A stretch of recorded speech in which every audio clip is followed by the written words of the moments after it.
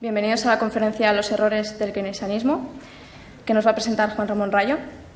En primer lugar, queremos agradecer desde la Asociación Students for Liberty a la Facultad de Economía y Empresa de la UB por cedernos el espacio, a la decana Elisenda Palusi por permitirnos llevar a cabo la conferencia y, evidentemente, al profesor Juan Ramón Rayo por aceptar venir y darnos la charla hoy. Bien, Students for Liberty somos una asociación de estudiantes liberales. Comenzamos a finales de 2013 a formar la asociación y ya tenemos estudiantes de varias universidades de Barcelona, como por ejemplo la Autónoma de Barcelona, la UB, la Pompeu Fabra o la Politécnica de Cataluña. Formamos parte de una red de asociaciones liberales de estudiantes, que es Students for Liberty, que tuvo su origen en Estados Unidos el año 2008 y que ya está presente en los 5 continentes del mundo. Nuestro objetivo, tanto de la Asociación de Barcelona como de la red de asociaciones, es difundir las ideas liberales, tanto clásicas como contemporáneas, y desde una vertiente social y económica. Para ello, vamos a llevar a cabo varios actos como este, como otros debates, conferencias, seminarios, para denunciar las constantes políticas económicas y sociales liberticidas que se están llevando a cabo. Y además promoveremos un programa de investigación dirigido a ofrecer a la ciudadanía soluciones a la actual situación socioeconómica, que como sabemos es bastante difícil. Para estar al día sobre toda la información de nuestra asociación, podéis consultar el Facebook que aparece en el proyector, el Twitter, SFL Barcelona, y la página web que todavía está en construcción, pero a la que ya se puede acceder. Si necesitáis saber algo más, consultarnos cualquier cosa, podéis escribirnos a info@sflbarcelona.org. Por otro lado, haremos una presentación sobre Keynes, aunque estoy segura de que la mayoría de vosotros lo conocéis. Fue autor del Tratado de Teoría General de la Ocupación, el Interés y el Dinero, cuyas ideas determinaron la política económica de gran parte de Occidente después de la Segunda Guerra Mundial y que siguen actualmente llevándose a cabo. Por ejemplo, la política monetaria del quantitative easing de la Reserva Federal o las declaraciones de Mario Draghi cuando dice que haría todo lo posible por asegurar una solvencia de la zona euro, que como sabemos es inestable gracias al gasto desorbitado de las administraciones públicas que ahogan al contribuyente y que nada tienen que ver con el libre mercado, a diferencia de lo que nos quieren hacer creer. Finalmente, os presentaremos a Juan Ramón Rayo, porque hemos querido poner en duda las teorías del keynesianismo y hemos creído que el profesor Juan Ramón Rayo era el más indicado para hacerlo, porque es autor de Los errores de la vieja economía, donde refuta magistralmente la teoría keynesiana, y lo hace desde un punto de vista de la escuela austríaca, a la que pertenecen varios autores como Karl Menger, Eugen von Bauer, Ludwig von Mises, Friedrich Hayek o Murray Rothbard. Juan Ramón Rayo es licenciado en Economía y Derecho por la Universidad de Valencia, también máster en Economía de la Escuela Austríaca por la Universidad Rey Juan Carlos de Madrid y actualmente es profesor en el Centro de Estudios OMA, el Centro de Estudios ISEAD, y ha recibido el premio Julián Marías 2011 a la trayectoria científica en ciencias sociales para menos de 40 años. Es también analista económico en Es Radio y director del Instituto Juan de Mariana. Ha publicado también varios libros, como por ejemplo Una crisis y 5 errores, Crónicas de la Gran Recesión, El liberalismo no es pecado, Un modelo realmente liberal, Una alternativa liberal para salir de la crisis y Una revolución liberal para España, del que hará la presentación esta tarde en Illa Diagonal, en el FNAC, por si queréis asistir. Finalmente, gracias a todos por asistir, esperemos que sea de vuestro interés y, sin más, cedo la palabra al profesor Juan Ramón Rayo. El propósito, como muy bien nos han comentado, pasa por refutar los errores del keynesianismo, los errores de la teoría keynesiana. El keynesianismo ha terminado siendo la doctrina económica mayoritaria prácticamente en todo el mundo y en la mayoría de carreras y facultades universitarias, y aunque más o menos se ha llegado a una especie de lo que se llama la síntesis neoclásica, donde, ya digo, las raíces son fundamentalmente keynesianas. A Keynes no se le conoce todo lo bien que se le debería conocer y sus errores tampoco se conocen todo lo bien que se deberían conocer. Y ese es un poco el propósito de esta charla. Entonces, lo primero es ubicar a Keynes, y más en concreto, que es de lo que voy a hablar, ubicar la teoría general, porque Keynes escribe durante varias décadas y no todos sus escritos son consistentes entre sí, lo cual no es algo necesariamente negativo, porque al fin y al cabo un autor va evolucionando y va cambiando de ideas y va rectificando sus errores previos, etc. Por tanto, me voy a centrar en la última obra de Keynes, que es la teoría general de la ocupación, el interés y el dinero, que además es la obra que ha tenido más repercusión, más relevancia y por la que recordamos a Keynes. Bien, entonces, esta obra hay que tener en cuenta que se escribe en el año 36. El año 36 es un contexto de depresión, bueno, se publica en el año 36 y por tanto se escribe a lo largo de los años 30. Y los años 30 son un periodo de depresión deflacionaria, de crisis económica gigantesca, crisis económica donde aparentemente no hay gasto y por tanto donde aparentemente hay una capacidad productiva ociosa enorme, y eso es lo que le lleva a Keynes a reflexionar sobre el contexto en el que vivía. Y el contexto en el que vivía, insisto, y esto es importante, es un contexto donde se observa poco gasto, donde la gente ni consume ni invierte y donde además hay mucho desempleo. Mucho desempleo, muchas fábricas abandonadas y no utilizadas para producir. Por tanto, en apariencia, el diagnóstico es que no se gasta lo suficiente para poner en funcionamiento todo el equipo productivo. ¿Bien? Esa es la situación de los años 30, sobre todo de la primera mitad, bueno, en general durante toda la década de los 30. Keynes luego da un salto lógico, que ya es más discutible y es en el que basa su obra, y es pensar que esa situación de los años 30 es una situación persistente propia del sistema capitalista. Como ahora veremos, él opinaba que el capitalismo necesariamente degenera ya a largo plazo y de manera permanente en una insuficiencia de gasto agregado y que como no hay suficiente gasto agregado no se podrán poner en funcionamiento ni se podrán ocupar a todos los factores productivos. Por tanto, como ahora veremos, Keynes propondrá mecanismos para de alguna manera relanzar el gasto, para de alguna manera conseguir que esas economías capitalistas modernas y ricas gasten el suficiente dinero, el suficiente capital en conseguir ocupar a todos los factores productivos. Es decir, que la demanda sea capaz de seguir con la oferta.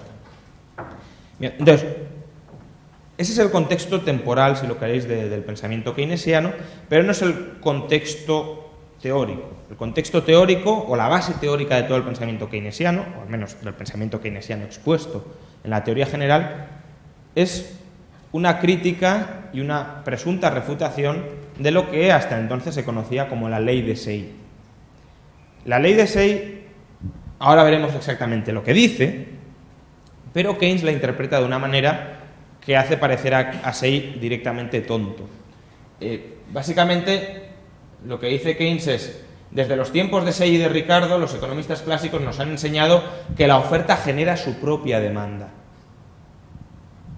Es decir, que todos los costes de producción terminan siendo gastados en comprar directamente o indirectamente el producto que han contribuido, los bienes que han contribuido a producir.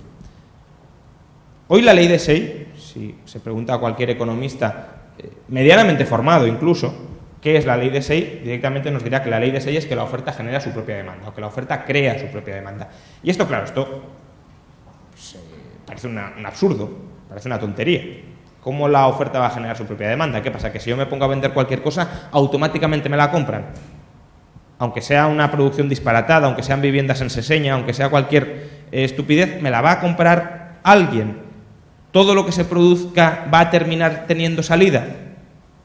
Bien, esto es lo que claramente Keynes está poniendo en boca de Say. Pero, claro, si uno se va a lo que dijo Say, al texto de Say, que por cierto Keynes no cita en su obra, lo cual habría sido bastante de agradecer para clarificar qué pensaba realmente Say, Lo que dice Say, lo leo y luego lo explico, porque bueno, el lenguaje del siglo XIX tampoco es que sea lo más claro del mundo. Dice Say: el hombre que dedica su trabajo a crear objetos valiosos que proporcionen utilidad de algún tipo, es decir, el hombre que se dedica a producir cosas para venderlas en el mercado, no puede esperar que ese valor sea apreciado y pagado por otras personas, a menos que esas otras personas cuenten con los medios para adquirirlos. Es decir, que si yo vendo algo en el mercado, no puedo esperar que me lo compren si el comprador no tiene algo con que pagarme. Si yo vendo y nadie me puede comprar porque nadie tiene poder adquisitivo para comprar, pues no me lo van a comprar. Está ahí todo bastante lógico. Pero la clave es lo que sigue ahora. Se pregunta Say: ¿pero en qué consisten esos medios? ¿En qué consiste ese poder adquisitivo para comprar mercancías? Dice: en otros productos valiosos, como lo son los frutos de la industria, del capital y de la tierra. Lo que nos lleva a una conclusión que puede resultar paradójica, y es que la producción es la que posibilita la demanda de otros productos. Es decir, mi poder adquisitivo, ¿en qué consiste? En mercancías que yo he producido. Ahora mismo se dice, la gente no consume. ¿Por qué no consume? Pues porque está en el paro. Es un motivo que podemos aducir de por qué no consume. ¿Y por qué está en el paro? Está en el paro significa que no está produciendo, no está generando valor para los consumidores o para otros agentes económicos. Y si no está produciendo, significa que no está demandando porque no ha producido. Si hubiese producido, tendría rentas, tendría poder adquisitivo con el que comprar otras mercancías. Por tanto, cuando decimos que el problema es de demanda, en el fondo también estamos diciendo que el problema es de oferta.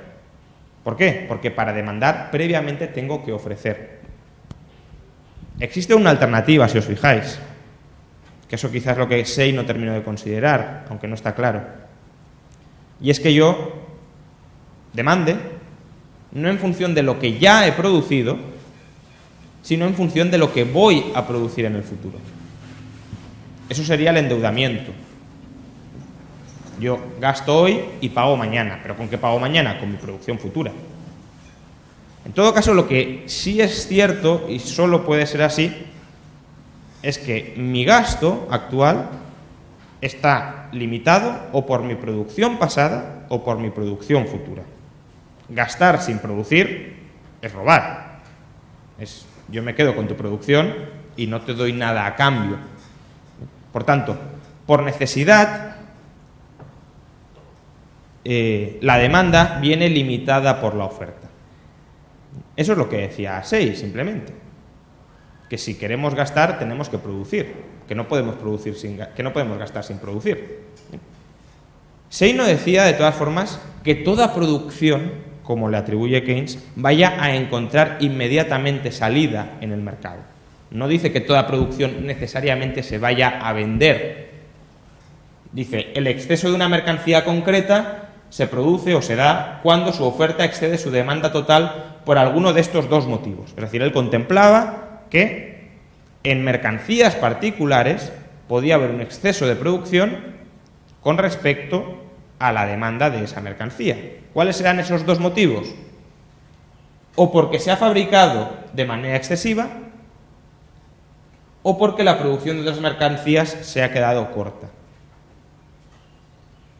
Y yo añadiría, una mercancía se produce de manera excesiva cuando la producción de otras mercancías se queda corta.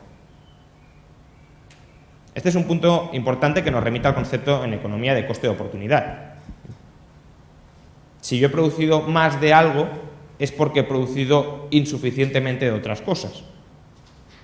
He destinado demasiados recursos a producir un bien A y demasiados pocos recursos a producir un bien B. Por tanto, cuando tenemos un exceso de producción sectorial, en realidad lo que tenemos es un defecto de producción sectorial en otras partes de la economía. Y justamente el error de inversión ha estado en destinar demasiados factores a producir un bien y demasiados pocos a producir otro bien. Ese bien, por cierto, puede ser el ocio, puede ser el tiempo libre, puede ser simplemente dedicarnos a aumentar la productividad para, estabilizando nuestra producción, disfrutar de más tiempo libre. Por tanto, ya de entrada, fijaos que la doctrina Keynes malinterpreta, no sé si deliberada o no deliberadamente, a Say. Say simplemente está diciendo, a largo plazo, oferta y demanda han de ser iguales. ¿Por qué? Porque uno no puede consumir sin producir, no puede gastar sin producir. Y además, a largo plazo, toda producción se termina gastando. ¿Por qué? Porque sí, puede haber errores sectoriales de producción. Un empresario puede producir demasiado de un bien, pero a través del mecanismo de mercado, ¿qué pasa si un empresario produce demasiado de un bien? Que quiebra, porque no vende ese bien, tiene pérdidas y se readapta, desaparece. ¿Qué pasa si además otro empresario ha producido demasiado poco de otro bien? Que tendrá beneficios extraordinarios. Subirán los precios de ese bien porque habrá más demanda que oferta de ese bien. ¿Y qué pasa si suben los precios y hay beneficios extraordinarios? Que se empezará a invertir en producir más de ese bien. ¿Y de dónde saldrán los factores productivos para producir más de ese bien que se ha infraproducido? Del empresario que ha quebrado por haber producido demasiado de otro bien.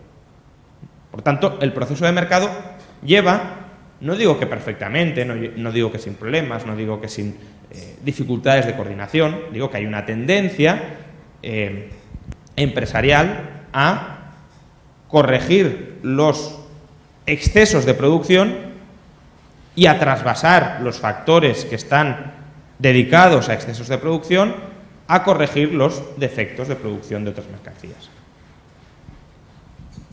Y en ese caso, claro, si hay esa tendencia, oferta y demanda a largo plazo sí tienden a coincidir. Por tanto, insisto, Keynes malinterpreta deliberadamente a Say porque todo el programa keynesiano, ahora lo vamos a ver, se basa en separar radicalmente producción y gasto. Keynes parte de la base de que la producción está dada y de que la manera de ocupar a todos los factores productivos es maximizando el gasto dentro de esa producción dada. Si el gasto en esa producción dada es demasiado escaso, habrá factores que se quedarán desempleados. Si el gasto para una producción dada es muy alto, todos los factores podrán encontrar ocupación. Y si fuera muy, muy, muy alto, según Keynes, habría inflación y habría que enfriar ese exceso de gasto, etc. Pero fijaos que la hipótesis de partida de que la producción está dada, de que la producción no se readapta, de que la producción no tiende a ajustarse a las necesidades de la demanda, es una hipótesis tramposa que ya desde el principio vicia todas las conclusiones keynesianas. Pero bueno, como tenemos que, obviamente, terminar de ver el pensamiento keynesiano, no voy a hacer una enmienda a la totalidad del pensamiento keynesiano por este vicio de partida, pero sed conscientes de que existe ese vicio de partida derivado de no haber querido entender a Say, de haber malinterpretado deliberadamente a Say. Bueno, deliberadamente no, eso ya es más difícil de juzgar, aunque hay razones para pensar que fue deliberadamente. Bien, entonces, para el desarrollo del marco teórico keynesiano, la clave es estudiar el gasto como algo absolutamente separado de la producción. El gasto es un elemento autónomo que se determina por ahí, no se sabe muy bien cómo, bueno, ahora vamos a ver cómo, pero que no está ligado a la producción. Bien, entonces, ¿cuáles son los dos componentes del gasto? Del gasto privado, al menos.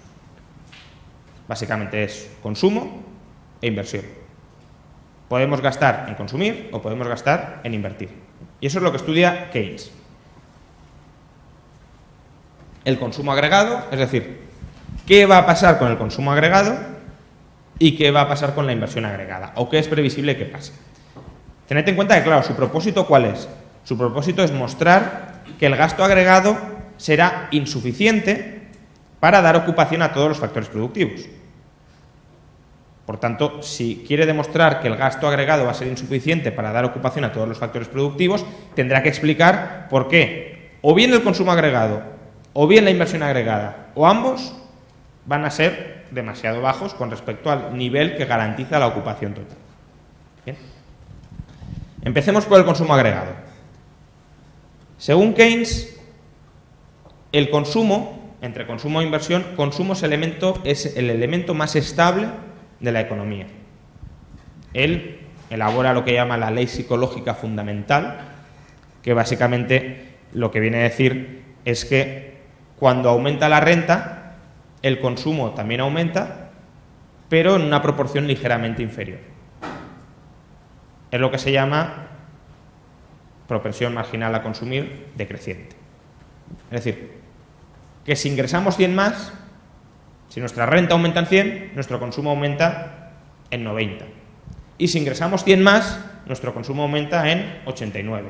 Y si ingresamos 100 más, en 88. Pueden ser distintos ritmos, pero la idea es esta. Es decir, que conforme vamos aumentando nuestra renta, cuanto más ricos nos volvemos, vamos consumiendo un porcentaje marginalmente decreciente de esa renta.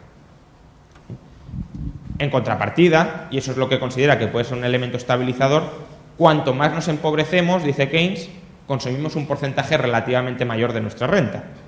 Y por eso Keynes considera que el consumo es el estabilizador último, porque una economía, si se empobrece mucho, al final terminará consumiendo el 100% de su renta y entonces todo el mundo estará empleado, aunque a un nivel de riqueza o a un nivel de renta muy inferior. ¿Bien? Entonces, tened en cuenta que Keynes, insisto, considera que el consumo agregado es el elemento más estable. El gran problema, como luego veremos, para Keynes no es el consumo, o no es directamente el consumo, sino que es la inversión. La inversión es lo que considera que es más fluctuante, más caótico, más imprevisible, etc. Por eso, cuando muchos dicen que Keynes es subconsumista, es decir, que Keynes considera que el problema básico es que no se consume lo suficiente, etc., eso es una mala interpretación de Keynes. Keynes es verdad que tiene cierta relación con el movimiento subconsumista, con la idea de que las sociedades entran en crisis porque no se consume lo suficiente, pero Keynes no es subconsumista. Keynes cree que las sociedades entran en crisis porque no se invierte lo suficiente, no porque no se consume lo suficiente. Pero, fijaos, si vamos consumiendo un porcentaje cada vez más pequeño de nuestra renta, eso es lo que dice Keynes, conforme aumenta la renta vamos consumiendo un porcentaje cada vez más pequeño, ¿qué tendrá que pasar con la inversión para que el gasto total no se reduzca? Imaginad, consumimos el 90% de la renta. Cuando aumenta la renta, consumimos el 89% de la nueva renta incrementada. Cuando vuelve a aumentar, consumimos el 88%. Por tanto, para que el gasto total no se reduzca, ¿qué tiene que pasar con la inversión? Que aumente del 10 al 11, que aumente del 11 al 12, del 12 al 13, etc. Es decir, cuanto más rica es una sociedad, dice Keynes, el porcentaje de la renta, el gasto en inversión, el porcentaje de la renta que destina a la inversión, el gasto en inversión, tiene que ir aumentando para compensar la merma que se va experimentando en términos relativos en el consumo agregado. Y claro, lo que teme Keynes es que la inversión privada, que como ahora veremos se mueve por expectativas muy cambiantes, etcétera, no sea capaz de seguirle el ritmo a la reducción del consumo agregado. Y claro, si el consumo se reduce relativamente y la inversión no aumenta, ese nivel de renta no será sostenible, porque será un nivel de renta que no tendrá gasto detrás que lo respalde. Pero antes de salir o abandonar el estudio del consumo agregado, sí quiero hacer una reflexión adicional sobre otra idea keynesiana que sobrevuela su teoría del consumo y que es básica y que además se ha extendido mucho, que es la idea del multiplicador, que además es una idea también bastante engañosa. Keynes lo que intenta demostrar en materia de consumo es que una sociedad puede aumentar su inversión sin necesidad de aumentar su ahorro. Por lógica, si vosotros queréis invertir más, ¿qué tenéis que hacer? Ahorrar más. En agregado, no conozco ninguna manera en que una sociedad invierta más si no ahorra más. Yo puedo invertir más como reduciendo mi consumo, tengo un mayor porcentaje de renta en forma de ahorro y ese mayor porcentaje de renta lo puedo invertir en comprar acciones, en montar una empresa, etc. Otra posibilidad, ¿cuál es? Que si hay otra persona que ahorra, y esa persona no quiere invertir, pero yo sí, yo le puedo pedir prestado ese ahorro para invertirlo yo. Pero en todo caso, alguien tiene que ahorrar. Si lo queréis ver en términos de Robinson Crusoe, o aunque sea de una economía en agregado, si vosotros os planificáis una inversión a un año, una inversión que no va a dar sus frutos, sus bienes de consumo disponibles para ser consumidos hasta dentro de un año, ¿cuánto tiempo tenéis que estar dispuestos a esperar a no consumir? Esperar a no consumir es ahorrar, es diferir, es retrasar, posponer mi consumo. Pues evidentemente un año. Es decir, si hasta dentro de un año no voy a tener los bienes de consumo, tengo que estar dispuesto a esperar un año. Si estoy dispuesto a esperar un mes como máximo, no puedo emprender inversiones de un año. Bien. Pero Keynes intenta demostrar que una sociedad puede invertir sin ahorrar, porque si empezamos invirtiendo, dice Keynes, nuestra renta se multiplicará y al multiplicarse un porcentaje de esa renta será ahorrado y ese porcentaje de esa nueva renta servirá para financiar el aumento de la inversión. Bien, es como decir, si invertimos vamos a generar de la nada una gran cantidad de riqueza y ahorrando una parte de esa cantidad de riqueza generada ex novo, generada de la nada, conseguiremos financiar la inversión inicial. Y esto es lo que intenta probar con el multiplicador. Lo que pasa es que el multiplicador, ahora vais a ver que es algo bastante tramposo. Imaginad que la propensión marginal a consumir es del 90% de la renta marginal. Es decir, que si aumenta la renta en 1.000, yo consumo 900. ¿Bien? Entonces, por definición, la renta, el incremento de renta, es 10 veces superior a la inversión. Si yo digo, la renta o se consume o se invierte. Si consumo el 90%, estoy diciendo que invierto el 10%. Por tanto, si invierto el 10%, ¿cuánto invierto? 100. ¿Cuál es la renta? 1.000. Por tanto, por definición, la renta es 10 veces la inversión.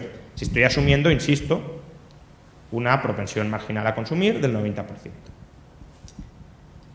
Bien, pues Keynes le da la vuelta a esto, porque esto no tiene ningún misterio. Es una relación funcional básica. Si mi renta aumenta en 1.000 y consumo el 90%, por definición, mi renta es 10 veces superior a la inversión. Keynes le da la vuelta a esto y dice, si aumentamos la inversión en 100, la renta se multiplica por 10. Y esto ya es, de inicio es un salto lógico. Porque lo que habíamos dicho simplemente es que si yo si yo gasto el 90%, es decir, invierto el 10%, por definición, estoy invirtiendo 10 veces menos de mi renta. Es decir, mi renta es 10 veces superior a la inversión.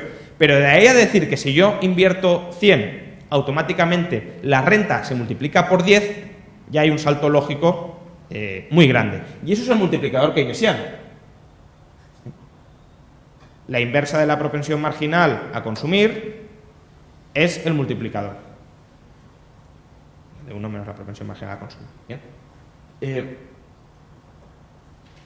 Entonces, claro, ¿qué dice Keynes? Si yo invierto 100, la renta se multiplica, es decir, la producción, la riqueza, se multiplica por 10. Por tanto, invirtiendo 100 ya tengo 1.000 de nueva renta. Y como mi propensión marginal a consumir es el 90, ¿cuál es mi renta no consumida? El 10. ¿Y mi renta no consumida a qué equivale? Al ahorro. Por tanto, claro, invirtiendo 100, genero 1.000 de renta, de la cual he dicho que consumo el 90 y me quedan 100. Y esas 100 permite financiar las 100 de inversión inicial. Ese es el razonamiento keynesiano, que es un razonamiento que, como podéis ver, matemáticamente puede quedar muy elegante, pero a la hora de la verdad es bastante tramposo. Bien, primero, por varios motivos. O por un motivo esencial que tiene dos causas. El motivo esencial es que asume que toda multiplicación del gasto, porque sí que es verdad que si tú gastas 100 y ese otro gasta 90 y el otro gasta 81 y el otro gasta 72, etcétera. Es decir, si yo le compro a él algo por 100 y él le compra a él algo por 90 y él le compra a él algo por 81, sí que es verdad que en agregado has generado un gasto adicional total de 1000. Eso es verdad. Pero el fallo keynesiano es suponer o equiparar multiplicación del gasto con multiplicación de la producción. ¿Se os ocurre alguna manera de multiplicar el gasto y que no aumente la producción? Por ejemplo, cuando hay inflación. Es decir, una sociedad puede gastar mucho más, nominalmente mucho más, sin que esa sociedad produzca más.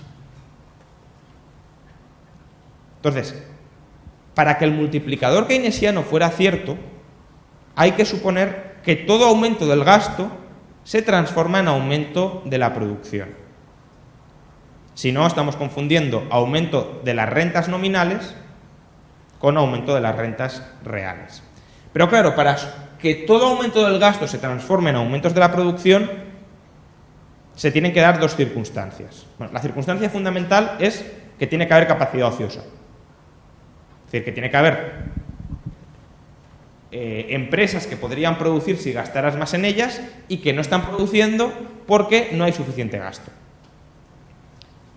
Entonces, uno puede decir, bueno, con 6 millones de parados en España, por ejemplo, parece que si se gastara más se podría producir más, porque esos trabajadores pues irían a las fábricas y estarían produciendo bienes y eso generaría una riqueza adicional. Pero las dos condiciones para que esto sea cierto no son que exista algún factor productivo desempleado, sino que existan, la primera, todos los factores productivos que necesita una línea productiva desempleados. Imaginad que una fábrica puede contratar más trabajadores, pero necesita más petróleo, más gasolina para producir. ¿Qué pasará con el precio de la gasolina si la gasolina no hay sobreabundancia y capacidad ociosa de producción de gasolina? Que subirá de precio. ¿Y qué pasa si la gasolina sube de precio? ¿Qué pasará con otros empresarios que estaban utilizando ya la gasolina para producir antes de que subiera de precio? Que sus costes se dispararán. Y si sus costes se disparan, ¿qué harán con la producción? La recortarán. Y al recortar la producción, también hay un efecto multiplicador. Es decir, si yo despido a un trabajador, ese trabajador también deja de consumir y empieza a destruir rentas de manera multiplicada. Con lo cual, bien, hemos creado unas rentas en una parte de la economía que se han multiplicado a costa de destruir otras rentas de manera multiplicada en otra parte de la economía. ¿Cuál es el problema? Que esas otras rentas permitían cubrir ingresos y costes, ingresos y gastos, las que ya estaban creadas porque eran rentables, porque incluso en medio de la depresión funcionaban, y las rentas nuevas que hemos creado, las nuevas líneas de producción que hemos creado, no permiten cubrir ingresos y costes o ingresos y gastos. ¿Por qué? Porque si se pudieran cubrir ingresos y gastos, muy probablemente algún empresario las habría emprendido. Porque si no estamos diciendo, aquí hay unas oportunidades de negocio magníficas y nadie se ha dado cuenta de ellas, salvo Montoro, salvo Rajoy o salvo algún otro iluminado, y ha dicho voy a gastar el dinero en ellas porque yo soy más listo que millones de empresarios en España para lanzarme a producir. Por tanto, si no se había iniciado la producción de determinadas líneas, es porque no era rentable. Si tú gastas en líneas no rentables, lo haces a costa de líneas que sí son rentables, salvo que todos los factores productivos que necesitas estén ociosos. Pero es que no solo necesitas que todos los factores productivos estén ociosos, porque ¿qué pasa? Esos factores productivos, cuando tú los contratas, cuando tú les das renta, ¿qué van a hacer? Van a gastar parte de esa renta. Entonces, también necesitas que el gasto que vayan a acometer esos factores productivos se realice en industrias que tienen margen para incrementar su producción, porque si no, de nuevo, va a haber subidas específicas en ciertos sectores, en ciertos bienes, en ciertos factores, subidas de precios. Imaginad, por ejemplo, que un empresario no necesita gasolina para producir. Y decimos, bueno, solo necesita trabajadores, por tanto, hay 6 millones de parados, si yo le doy renta, le doy gasto, esto va para arriba, esto se pone a producir. ¿Pero qué pasa? Los trabajadores reciben un salario y los trabajadores puede que sí que consuman gasolina. Por tanto, si esa renta en forma de salarios se transforma en más demanda de gasolina y la gasolina no se puede incrementar su producción sin utilizar factores que son relativamente escasos, subirá el precio de la gasolina y tendremos el efecto anterior que hemos comentado. Y quien dice gasolina dice electricidad, dice otras materias primas, dice infraestructuras, dice cualquier cosa que no haya una capacidad absolutamente ociosa para ser producida. Bien. Por tanto, la idea del multiplicador solo sería cierta en el jardín del Edén, es decir, en un mundo donde no hay escasez relativa de ningún factor productivo. Si hay escaseces relativas de un factor productivo, que se gaste la renta o que se gaste los factores de una manera impide relativamente que se gasten de otra. Y esa destrucción del empleo en otros sectores también tiene su efecto multiplicador. Vamos, que en última instancia el multiplicador es: no quiero que utilices los factores de este modo, de esta manera, utilízalos de esta otra. Pero ¿por qué hemos de suponer que la planificación política del uso de los factores productivos es mejor que el resultado de la competencia empresarial en cómo usar esos factores productivos para maximizar valor para el consumidor?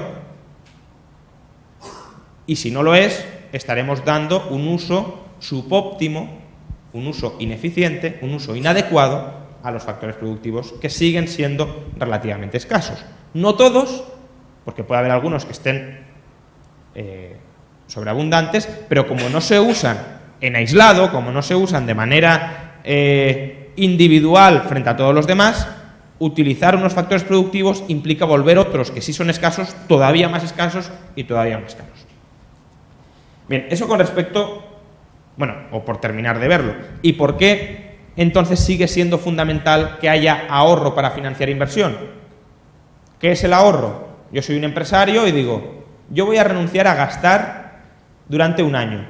Por ejemplo, voy a renunciar a consumir gasolina durante un año. ¿Para qué? Para que tú puedas demandar gasolina sin elevar el precio de la gasolina y sin volver otras explotaciones empresariales no rentables por el incremento del precio de la gasolina. Por tanto, sigue siendo indispensable que se ahorre para poder invertir. Pero como digo, la clave del pensamiento, del marco keynesiano, no es tanto la visión que tiene sobre el consumo, sino sobre todo la visión que tiene sobre la inversión. La inversión es la auténtica piedra de toque del capitalismo para Keynes. Entonces, Keynes ve dos problemas a la inversión agregada. Lo que dice Keynes es: un empresario invierte cuando la rentabilidad de esa inversión o la rentabilidad que espera de esa inversión es superior al coste financiero, que él equipara con el tipo de interés del dinero, al coste financiero de esa inversión. Si yo puedo sacar un 6% y me cuesta un 4%, sacar ese 6, pues invierto. Si yo puedo sacar un 3 y me cuesta un 4, invertir, no invierto. Bien, eso es básicamente lo que dice Keynes. Entonces, ¿por qué cree Keynes que no hay un ajuste fluido, un ajuste coordinador entre el coste de la inversión y la rentabilidad de la inversión? Pues por dos defectos, por dos vicios, por dos taras que atribuye tanto a la rentabilidad de la inversión como al coste financiero de las inversiones. En cuanto a la rentabilidad de la inversión, lo que él llama la eficiencia marginal del capital. Él cree que a largo plazo la eficiencia marginal del capital es decreciente, que va cayendo. Y a corto plazo cree que es muy volátil, que fluctúa mucho. Ahora vamos a verlo. Y luego sobre el dinero, sobre el tipo de interés del dinero, sobre el coste financiero del dinero, cree que es muy rígido a la baja. Con lo cual, ¿qué puede suceder? Imaginad que la rentabilidad de la inversión cae al 2% y el tipo de interés está en el 3%. Lo ideal sería que el tipo de interés del dinero cayera al 1 para que se siguiera invirtiendo, dice Keynes. Pero como es muy rígido a la baja y no puede bajar, por ejemplo, del 3, pues cuando la rentabilidad caiga al 2 no se invertirá. Y si no se invierte, recordad que para Keynes la inversión tiene que ser creciente con la renta. ¿Por qué? Porque el consumo será decreciente, el porcentaje de renta consumida será decreciente. Por tanto, si no conseguimos que aumente mucho la inversión conforme nos enriquecemos, habrá desempleo generalizado de recursos. Bien, primero, la rentabilidad de las inversiones a largo plazo no es decreciente. Keynes considera que es decreciente porque aplica la ley de rendimientos decrecientes sobre las inversiones, sobre el capital. Él básicamente dice: al principio se explotan las inversiones más rentables y luego van quedando las que son menos rentables. Y al final, claro, te quedan pues, inversiones muy poco rentables del 1 o del 0%. ¿Bien? Esa es su tesis. Por tanto, fijaos, a mayor acumulación de capital, más rica es la sociedad. Cuanto más rica es la sociedad, ¿qué pasa con el consumo? Que es cada vez menor en términos relativos. Por tanto, mayor debería ser la inversión para mantener el gasto. Pero ¿qué pasa? Que cuanto más capital haya acumulado, el capital es menos rentable. Con lo cual, cuando es más necesario que aumente el gasto en inversión, menos rentable o menos atractivo es que aumente el gasto en inversión. Y eso Keynes, claro, considera que nos lleva a que el gasto en inversión se paralice y que no el gasto total caiga. Bueno, primero, la rentabilidad de las inversiones a largo plazo no depende de la ley de rendimientos decrecientes, depende de la preferencia temporal. Lo que os tenéis que plantear todos es: si yo os ofrezco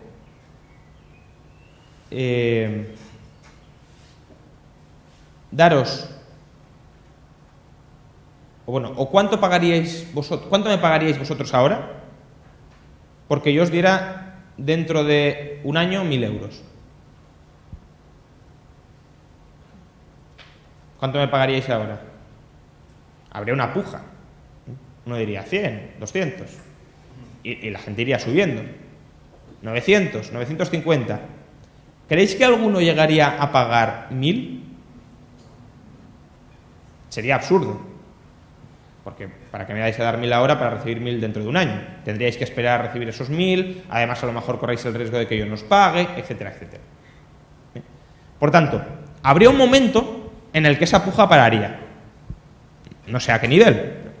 Pues, probablemente por encima de 900. Porque claro, si nadie quisiera pagarme hoy más de 900, estaría renunciando a una rentabilidad del 11%, que es una rentabilidad que no está mal. ¿Por qué del 11%? Porque pagaríais 900 hoy, recibiríais 1.000 mañana, es decir, recibiríais 100 euros extra sobre los 900 que habéis pagado, es decir, un 11%. Entonces, probablemente iría subiendo, pero no iría subiendo, como digo, ilimitadamente, sino que se pararía. Toda inversión es, en el fondo, eso, es adelantar hoy capital para recibir un flujo de renta futuro. Con lo cual, la rentabilidad de la inversión, de toda inversión, depende de cuál sea el descuento que aplicáis a esas rentas futuras. En mi caso, en el ejemplo que os he puesto, habéis aplicado un descuento, pongamos que como mucho me pagaríais 950. Habéis aplicado un descuento de 50 sobre el 1.000. Yo os daré 1.000 en un año y habéis considerado que no me vais a dar más de 950. Por tanto, me habéis descontado esa renta de un año de 1.000 en 50 unidades. Con una inversión, cualquier empresario hace lo mismo. Se plantea cuál es el horizonte temporal, el perfil de riesgo de la inversión y dice: si yo puedo sacar 10.000 en los próximos 10 años, no voy a invertir hoy más de 9.000, 9.050, 9.100, 9.200. Por tanto, esa diferencia entre lo que invierte y lo que sacará es el tipo de interés, es la rentabilidad de esa inversión. Por tanto, a largo plazo, si no hay cambios en lo que la gente valora el tiempo de espera, y en lo que la gente valora el riesgo, no habrá cambios en la rentabilidad de las inversiones. ¿Bien? Pero es que incluso la ley de rendimientos decrecientes no se aplica o no vale para el capital. ¿Por qué? ¿Qué dice exactamente la ley de rendimientos decrecientes? Dice que si incrementamos el uso de un input, de un factor productivo, el output que obtenemos va siendo cada vez menor. Pero hay una condición más para que eso sea así: que todos los otros inputs se mantengan constantes. Es decir, que si manteniendo todos los inputs constantes aumentamos el uso, hacemos un uso más intensivo de uno de esos inputs, el output es decreciente. Esto es cierto, pero es que el capital, los bienes de capital, no son una masa homogénea de bienes. Que vosotros me digáis, no, he construido una carretera y he creado un laboratorio. No estáis haciendo un uso más intensivo del mismo factor productivo. Estáis creando dos factores productivos distintos. Uno es una carretera, otro es un laboratorio. De hecho, esos factores productivos se complementan. ¿Cuánto es más productivo un laboratorio, un supermercado, una fábrica? ¿Cuando tiene una carretera con la cual los coches pueden llegar fácilmente a la fábrica? ¿O cuando está aislado en medio del bosque y es enormemente complicado acceder a ella? Pues, evidentemente, cuando tienes una carretera. Por tanto, el hecho de producir más de un factor productivo no reduce la rentabilidad del resto de factores. Bueno, no rentabilidad financiera, no reduce la productividad del resto de factores productivos. Incluso la puede incrementar. Imaginad que mañana construimos centrales de cualquier tipo, no voy a entrar en ese debate, centrales que abaraten el precio de la energía un 50%. ¿Creéis que nos volveríamos más productivos o menos productivos? Evidentemente mucho más productivos. ¿Bien? Por tanto, el hecho de construir más centrales que permitan producir bienes más baratos y más asequibles no reduce la productividad del resto de factores productivos, sino que la incrementa. ¿Bien? Por tanto, en materia de inversión, la ley de rendimientos decrecientes no opera, porque se basa en el error subyacente de considerar que todo bien de capital es igual y es sustitutivo de otro bien de capital. Y eso no es así. De hecho, históricamente, esto es un gráfico sacado del libro que ahora mismo está de moda, de Thomas Piketty, un economista francés, que se llama Capital en el siglo XXI. Y Thomas Piketty, este libro, no es nada sospechoso. Krugman, keynesiano, de pro, dice que es el mejor libro de toda la década. Por tanto, yo no estoy de acuerdo, pero sí que es un libro muy valioso, pero los datos que presenta, él hace un estudio histórico y una recopilación histórica de datos y sí son útiles. Y en este sentido nos sirven para lo que quiero que veáis. ¿Cuál ha sido la rentabilidad del capital en los últimos 2 siglos y medio? Es la línea negra. Pues ha estado básicamente anclada en el 4%. Eso en Inglaterra. Y si os vais a Francia, pues ha oscilado un poquito más, pero también es relativamente estable, entre el 4 y el 6%. Según Keynes, como desde finales del 18, principios del 19, ha habido una acumulación de capital brutal en todo Occidente, ¿qué deberíamos haber visto? Una rentabilidad del capital hundiéndose a marchas forzadas. Y, extrañamente, se mantiene constante cuando había mucho capital o cuando había poco capital. ¿Por qué? Porque, insisto, la rentabilidad no depende de la ley de rendimientos decrecientes, depende de la preferencia temporal y de la aversión al riesgo de los agentes económicos. Pero es que además la ley de rendimientos decrecientes no opera para los bienes de capital, porque los bienes de capital no son el mismo factor productivo, son factores productivos muy distintos todos entre sí. Bien, por tanto,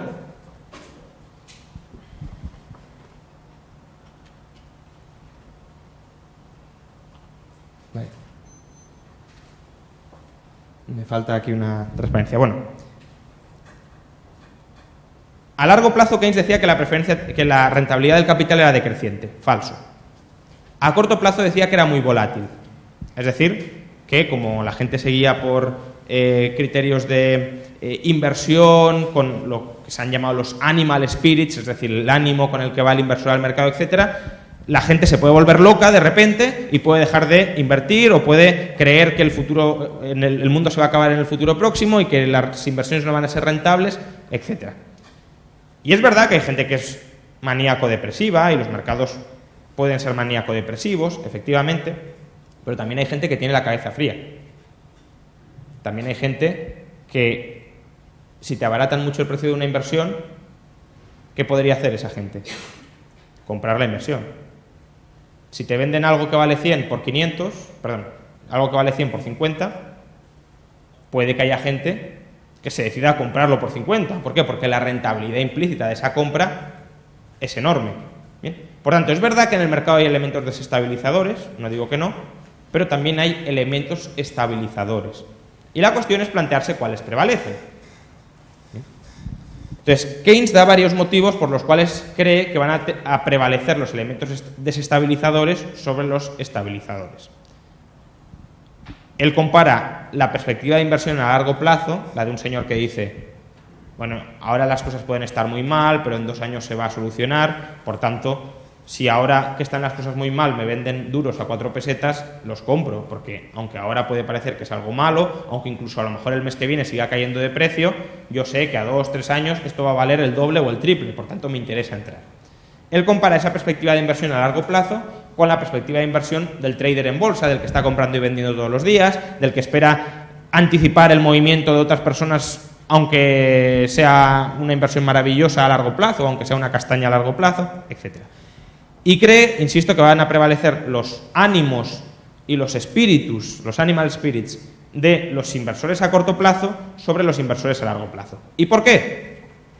Uno, porque dice que es más barato operar a corto plazo que a largo plazo. No justifica los motivos, simplemente los enuncia. Y aquí hay que decir que claramente no es más barato operar a corto plazo que a largo plazo. Operar a largo plazo es mucho más barato que operar a corto. Cualquiera que haya operado en bolsa lo sabe. Si estás operando a corto, estás pagando continuamente comisiones y estás pasando continuamente por la caja de Montoro, que es peor que las comisiones. En cambio, quien opera a largo plazo, si yo compro una acción a 10 años vista, pago una vez las comisiones y solo pago impuestos cuando las vendo dentro de 10 años. Por tanto, el operador a largo tiene claramente una ventaja mucho mayor que el operador a corto. Luego Keynes también dice que el operador a corto tiene más facilidades para apalancarse que el operador a largo. Y eso en parte, si habéis operado en bolsa, podría tener sentido. ¿Por qué? Porque generalmente la gente no se endeuda para invertir a bolsa a largo plazo. Si se endeuda o si pide prestado, bueno, a través de brokers y de operativa a través de márgenes, sí que pide prestado para invertir a corto. ¿Por qué? Porque imaginaos que invertís a 10 años, os endeudáis por 1.000 y en 2 años el precio de la acción ha caído muchísimo. Pues vuestra solvencia relativa se deterioraría mucho. Entonces, ¿tenéis la capacidad de aguantar, de pagar los intereses, de pagar la deuda a corto plazo mientras vuestra solvencia relativa se ha deteriorado mucho? No es lo normal. ¿Bien? Entonces, sí que podría parecer que es más fácil endeudarse a corto que endeudarse para invertir a largo. Y en ese caso, claro, si el operador a corto tiene más facilidades de apalancamiento, de endeudamiento que el operador a largo, podría tener una mayor influencia que el operador a largo. ¿Bien? ¿Qué sucede? Que hay 2 mecanismos por los cuales los inversores a largo plazo se pueden apalancar y que Keynes no trata. Uno son las opciones. Una opción que es, yo pago, por ejemplo, una opción call, yo pago unos céntimos de euro por una acción, por tener el derecho a comprar una acción que puede valer 30 euros, y si el precio futuro de esa acción supera los 30 euros, como yo tengo derecho a comprarla a 30, me quedo con la diferencia. Dicho de otra manera, pagando unos céntimos, puedo terminar adquiriendo una cantidad multiplicada de acciones. Y eso es el equivalente a apalancarse. Y las opciones están a la orden del día y las puede utilizar cualquiera. Por tanto, no es cierto ya de entrada que por esa vía. Y luego, si queréis ir a operaciones corporativas más elevadas, hay una operación que se llama recompra apalancada de acciones. ¿Qué es la recompra apalancada de acciones? Que un empresario pide prestado una enorme cantidad de dinero, compra una empresa y al comprar una empresa, ¿cómo paga la deuda? Los pagos mensuales o anuales de su endeudamiento, de su deuda asumida, los paga con los beneficios que obtiene derivados de haber comprado la empresa. Esto además tiene beneficios fiscales, etcétera, bueno, da igual. Pero que es muy habitual comprar empresas mediante recompras apalancadas de acciones. Por tanto, los operadores a largo plazo también tienen mayores facilidades tienen facilidades, al menos tantas, si no mayores, que los operadores a corto para operar en el mercado. Y por último, también dice Keynes que, da otros dos motivos. Uno es que el ánimo de las personas es más bien conducente a operar a corto que a operar a largo. Es decir, que tenemos un impulso natural a operar a corto frente al de operar a largo, y esto es cierto. Si habéis estudiado algo de psicología del comportamiento, behavioral economics, Kahneman, Tarski, etcétera, sabréis que sí, que es verdad que el ser humano es cortoplacista y es miedoso y se guía mucho por sus instintos a corto plazo. Ahora bien, precisamente por eso, si os fijáis, existe una oportunidad de negocio que es: yo me ato en el mástil del barco, como Ulises frente a las sirenas, y a través de un programa muy estricto de condiciones, yo me dedico a no moverme por mis emociones, sino por la cabeza fría que he detallado en mi programa. ¿Que eso lo puede hacer poca gente? Bueno, podría ser, pero la gente que consigue hacerlo sacan rentabilidades extraordinarias. Son los llamados value investors, o incluso para el caso de Keynes hay una corriente bastante importante que se llaman contrarian investors. ¿Qué es el contrarian investor? El que va en contra de la manada. Dice que todo el mundo compra, pues yo vendo. Que todo el mundo vende, pues yo compro. Y es gente que no se deja llevar por sus sentimientos, por sus emociones. Tiene un checklist y dice: yo solo compro cuando se cumpla esto, esto, esto y esto, con independencia de cuál sea mi impulso, de lo que yo quiera hacer. Me ato las manos porque sé que, llegado el momento, me dejaré llevar por mis emociones. Por tanto, ya de antemano me ato las manos, me restringo. ¿Bien? Insisto, que igual esto no lo puede hacer mucha gente, pero es que la gente que lo puede hacer es la que va acumulando cada vez más capital y, por tanto, la que juega un papel más importante en el mercado y, por tanto, la que determina la rentabilidad de las inversiones. ¿Quién es el inversor por excelencia que ha hecho esto? Warren Buffett, que es uno de los hombres más ricos del mundo. ¿Quiénes son en España los inversores que llevan haciendo esto desde hace más de 20 años? Un fondo de gestión que se llama Bestinver. Y Bestinver hoy maneja más de 7.000 millones de euros en España y es el fondo de inversión que ha sacado mayor rentabilidad, tiene una rentabilidad media del 14-15% anual, desde hace más de 20 años. Claro, si la gente que se deja llevar por sus emociones pierde y la gente que se ata las manos gana, cada vez más inversiones estarán siendo concentradas en aquellos que consigan manejar sus inversiones. Por tanto, de nuevo, ¿por qué hay que suponer que los impulsivos jugarán un papel mayor que los que tienen la cabeza fría a la hora de determinar la rentabilidad de las inversiones, a la hora de comprar o no comprar, de invertir o no invertir en el mercado bursátil? No hay ninguna razón para suponerlo. Y ya el último motivo, que yo creo que es el más absurdo, dice Keynes que tienen más prestigio social aquellas personas que operan a corto que quienes operan a largo plazo. ¿Vosotros creéis que el especulador cortoplacista tiene muy buena prensa hoy en día? Creo que es todo lo contrario. En cambio, Warren Buffett o gente que invierte a muy largo plazo, que es bastante austera, que no hace ninguna... No quiere aparentar signos de riqueza, que además no es un tiburón de Wall Street, ni mucho menos, esa gente tiene mucha mayor prensa. Y de hecho, los grandes inversores que terminan quedando en nuestra memoria son este tipo de gente: Warren Buffett, Benjamin Graham, Seth Klarman, Bruce Berkowitz, es decir, gente que se dedica a comprar y a invertir a largo plazo, no que está haciendo trading todo el día. No conozco gente que esté haciendo trading todo el día y que sea multimillonaria. Puede ser que esté haciendo trading todo el día y tenga un buen nivel de vida, por supuesto, incluso que sea clase media alta o incluso que tenga millones de euros, pero multimillonaria no. ¿Por qué? Porque así no se enriquecen. Así es un trabajo muy bien remunerado, si lo haces muy bien, pero no vas a acumular enormes porciones de capital. Y al final lo que genera ese prestigio es: yo pues he sido capaz de acertar, he sido capaz de navegar contracorriente en momentos complicados y así me he labrado el prestigio. Por tanto, no hay ninguna razón para suponer que los inversores desestabilizadores prevalecerán sobre los inversores estabilizadores.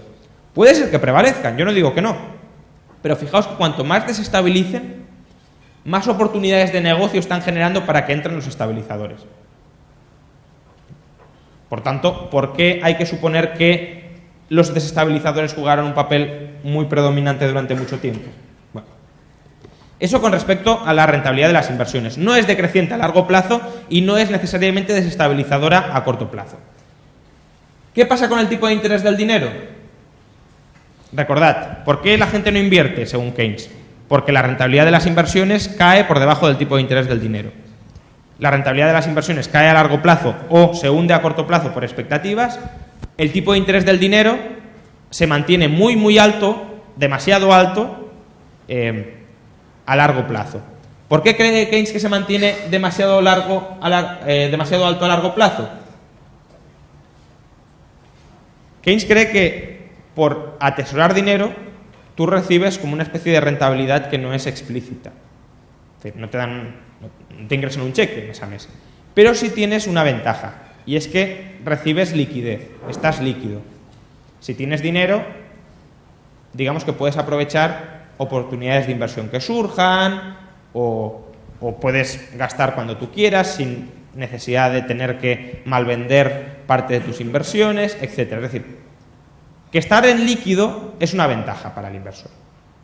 Y eso tiene una valoración. Entonces lo que dice Keynes es, si mucha gente quiere estar en líquido, la demanda de dinero será muy alta.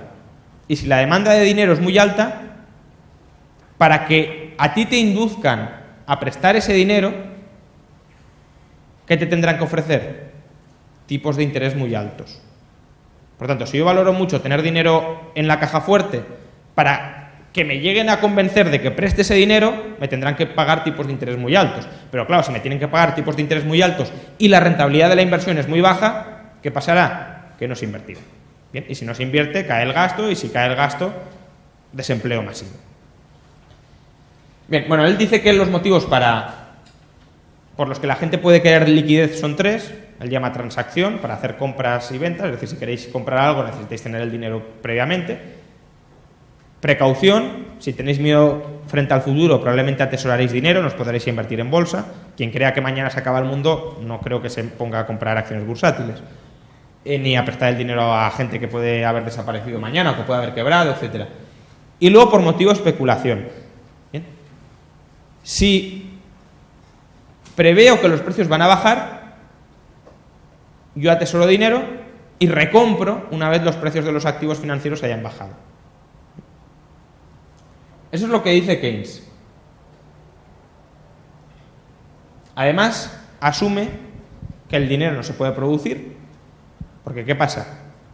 Si la gente demanda mucho dinero, es decir, si la gente atesora mucho dinero, ¿qué pasa con el precio del dinero? Que sube, es decir, los precios de las cosas bajan. Si sube el precio del dinero, es más rentable producir dinero. Y si es más rentable producir dinero, ¿a qué se terminarían dedicando los factores productivos? A producir dinero. Pero él dice, el dinero no se puede producir, y como no se puede producir, no opera el mecanismo de mercado que opera en otras cosas. Si sube el precio de la ropa, los trabajadores o los factores productivos en general, ¿a qué se dedican? A producir más ropa. Si sube el precio del dinero, los factores productivos dicen no se pueden dedicar a producir más dinero. Por tanto, es como si se quedaran en una situación de impasse, en una situación de no poder hacer nada hasta que la gente quiera dejar de demandar dinero. Y además también asume que no hay alternativas a utilizar el dinero para comprar cosas, para protegerte de la incertidumbre o para especular. Es decir, que si tú quieres comprar cosas, te quieres proteger frente a la incertidumbre o quieres especular, solo tienes la opción de demandar y atesorar dinero. No hay ningún otro bien ni ningún otro servicio que te permita lograr el mismo resultado sin pasar por el dinero. Bien, bueno. Rápidamente, esta tesis de Keynes sobre cómo se comportan los tipos de interés del dinero es falsa. Primero, es verdad que si atesoráis dinero, a corto plazo pueden subir los tipos de interés. Por ejemplo, si yo os estaba prestando dinero y de repente ese dinero os lo dejo de prestar, ¿qué pasará con la oferta de préstamos en dinero? Que se reducirá. Si yo os dejo de prestar dinero, la oferta de dinero se reduce. ¿Qué pasa si se reduce la oferta de dinero? que sube el tipo de interés del dinero. ¿Bien? O sea, que hasta ahí parece que sí. Pero ¿qué sucede si yo atesoro dinero? ¿Qué pasará con los precios? Que bajarán. Un poco lo que estamos viendo ahora. Hay deflación, ¿por qué? Porque la gente atesora dinero, no lo gasta y por tanto los precios bajan. Si los precios bajan, ¿qué pasa con vuestra demanda de dinero? El dinero que pedís prestado. ¿Pediréis prestado más dinero o menos dinero? Pediréis prestado menos, porque para comprar las mismas cosas necesitaréis ahora menos dinero. Por tanto, aunque a corto plazo el tipo de interés pudiera subir cuando yo reduzco mi oferta de préstamos en dinero, como también se va a reducir vuestra demanda de préstamos en dinero, el tipo de interés volverá al mismo sitio donde estaba, aunque atesoremos más dinero. Por tanto, el tipo de interés, insisto, no depende del atesoramiento de dinero, depende de la preferencia temporal y de la aversión al riesgo, aunque se puede ver influido a corto plazo por los cambios en la oferta y en la demanda de dinero, pero solo es a corto plazo. Luego, sí existen sustitutos al dinero. Vosotros podéis pagar, por ejemplo, a crédito, podéis comprar a crédito. Imaginad que no tenéis dinero y queréis comprar. Decís, bueno, ya te pagaré dentro de un mes. Eso es un sustituto del dinero. Estáis comprando sin utilizar el dinero. De la misma manera, si queréis especular, no necesitáis dinero. De hecho, los especuladores no utilizan. La especulación moderna no se conduce porque los especuladores estén atesorando montañas y montañas de dinero. Los especuladores no son tío Gilito.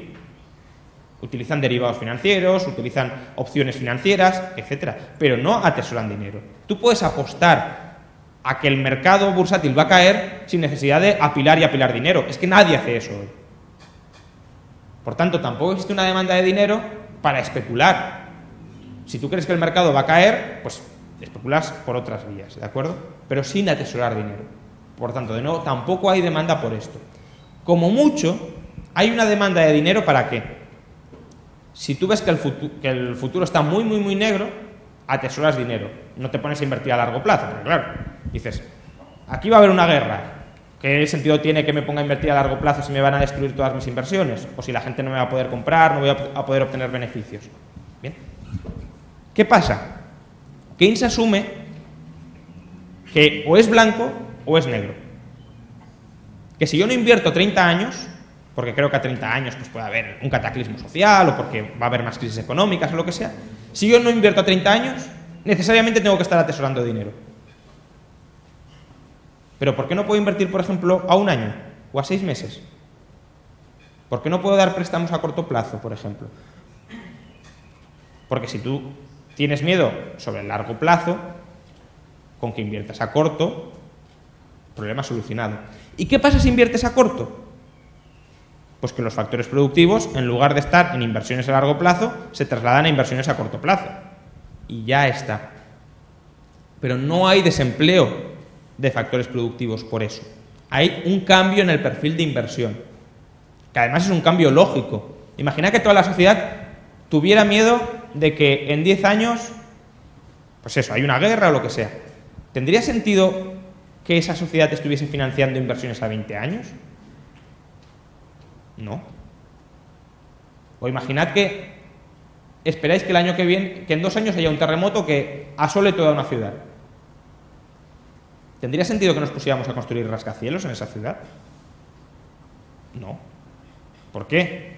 Porque te tienes que preparar para lo que va a llegar dentro de 2 años. Y acometer inversiones que sabes que van a ser ruinosas o que temes que van a ser ruinosas en 2 años no parece que sea lo más adecuado. Ahora, sí podrías invertir a 1 año, sí podrías invertir a 1 año y medio, pero no a más de 2 años. ¿Bien? Por tanto, si tú tienes incertidumbre sobre el futuro, lo lógico es que cambies tu perfil de inversión a un perfil más conservador. El caso contrario es decirle a los preferentistas, no, sigan invirtiendo en preferentes, no vayan a un perfil de inversiones más conservador. Si usted tiene miedo de que no le van a pagar, pues mala suerte, que no le paguen.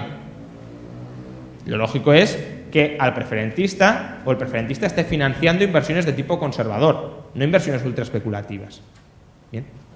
Por tanto, si el perfil o el deseo de inversiones del inversor cambia, es lógico que las inversiones cambien. Esto no es ninguna novedad.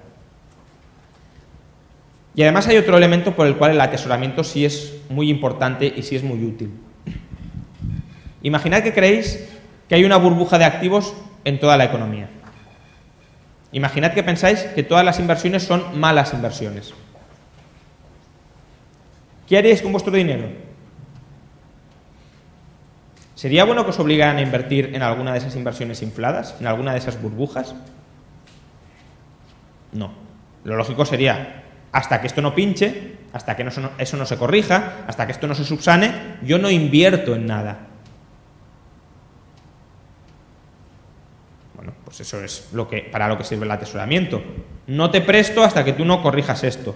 No te compro tu mercancía hasta que no me ofrezcas algo que yo quiero. Y sin ese atesoramiento, sin esa posibilidad de no gastar, estáis vendidos al productor. Si estáis obligados a gastar, os pueden ofrecer cualquier cosa. Os pueden ofrecer cualquier mercancía estropeada, porque estáis obligados a desembolsar vuestro dinero. Es precisamente porque podéis decirle al empresario, no te voy a comprar hasta que no me ofrezcas lo que yo quiero, ya sea en términos de inversión o en términos de consumo, por lo cual podéis prevalecer sobre un empresario que no hace las cosas bien. Por tanto, el atesoramiento sí juega una función, y es una función básica para regular que se esté produciendo todo de la manera adecuada.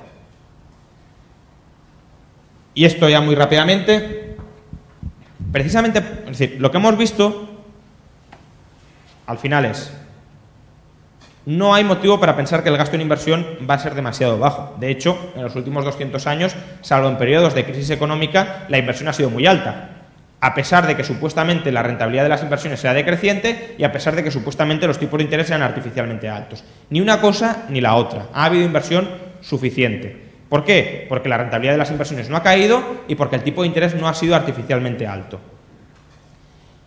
Entonces, lo de Keynes, recordad que es una teoría sobre la producción a largo plazo. Y él cree que a largo plazo el capitalismo está condenado a desaparecer porque no habrá suficiente gasto. Pero Keynes también tiene una teoría del ciclo, y la teoría del ciclo deriva de esta teoría a largo plazo. Y es que él cree que cíclicamente, ya no solo por tendencia, sino que cíclicamente puede haber episodios en los que el gasto caiga demasiado y en los que haya que meter gasto para que todo el mundo sea contratado, para que todo el mundo tenga empleo. Y esto es justamente lo que llamamos políticas económicas keynesianas, políticas económicas de estímulo. ¿Que cae el gasto privado? El gobierno gasta más, por ejemplo, déficit público y a gastar en lo que sea. ¿Cuál es el problema de estas políticas? Sería muy largo de explicar y lo voy a resumir, por tanto. Los ciclos económicos o las crisis económicas, ¿por qué se producen? Porque hay una descoordinación entre lo que están produciendo los empresarios y lo que están demandando los ahorradores y consumidores. Para superar la crisis, lo que necesitas es que los empresarios se readapten a satisfacer las necesidades de consumidores y de ahorradores. En el caso de España es que ha sido clarísimo. ¿Qué han producido los empresarios? Millones o centenares de miles de viviendas que no tenían demanda y a precios absolutamente inflados. Y no han producido, por ejemplo, industrias de exportación que nos permitan comprar mercancías que quieren los consumidores españoles al exterior, etc.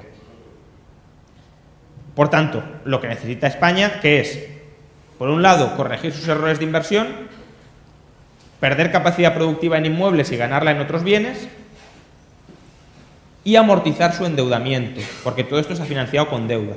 Por tanto, hemos de corregir los errores de producción y los errores de financiación. Mejor especialización productiva y menos deuda. Bien, ¿qué alternativa ofrecen las políticas de estímulo keynesianas? La alternativa es: el Estado se endeuda. ¿Para qué? Para que todas las mercancías que han producido los empresarios de más y no tienen salida porque no son buenas mercancías, las compre. Con lo cual, es más de lo mismo, es seguir en la burbuja, nos seguimos endeudando para obligar a la gente a comprar las mercancías que no quiere comprar. Vamos a emitir deuda para comprar todos los pisos de Seseña y así que se sigan produciendo pisos. En lugar de decir, hemos de dejar de producir pisos, los pisos que se han producido de más se han de vender al precio que sea y hemos de producir otras cosas distintas. Y además hemos de producir otras cosas distintas, no endeudándonos todavía más, teniendo una montaña de deuda a las espaldas, sino amortizando esa deuda y volviendo a ser relativamente solventes. Bien, por tanto, la solución keynesiana es simplemente seguir cebando la enfermedad que nos ha conducido a este colapso. Es simplemente seguir alimentando la demanda por alimentar la demanda. De hecho, fijaos cuál es la política económica que propugna Keynes para el capitalismo a largo plazo. Él propugna unos impuestos mucho más elevados sobre el ahorro para que la gente consuma más, porque recordad que el consumo iba decreciendo a largo plazo, pues bueno, cuanto más consuma, mejor. Garantizar una rentabilidad mínima a las inversiones, por ejemplo, crear monopolios privados. Como no tienen competidores, ganan un mínimo de dinero y pueden seguir invirtiendo. Y así el gasto en inversión no cae. Precios mínimos, para que al menos todo empresario pueda vender su mercancía a un precio mínimo y que la competencia no presione esos precios a la baja y que siga siendo rentable invertir. O, en el extremo, socializar la inversión. Es decir, que el Estado diga dónde se ha de invertir y en qué. Planificar la economía, básicamente. Luego, además, también quiere penalizar el atesoramiento de dinero. Por ejemplo, impuestos a aquellos que están atesorando el dinero. Como si fueran antipatriotas que no quisieran invertir en la maravillosa burbuja inmobiliaria de España. O también rebajar artificialmente los tipos de interés. Recordad que él cree que el tipo de interés del dinero es demasiado alto, por tanto, todo lo que sea bajarlo, bien está. ¿Cómo se bajan los tipos de interés? Pues el Banco Central, por ejemplo, puede bajar tipos de interés.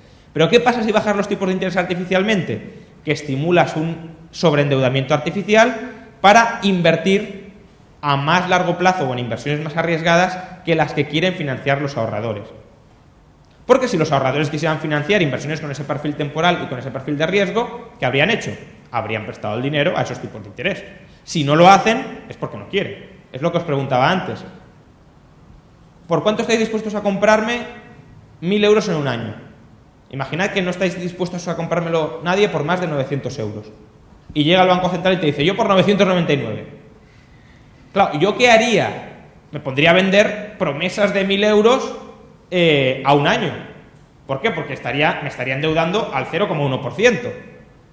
Nadie de vosotros querría financiarme esa inversión, pero el Banco Central sí me estaría dando esa financiación. Y claro, yo me podría poner a producir cosas que vosotros no queréis.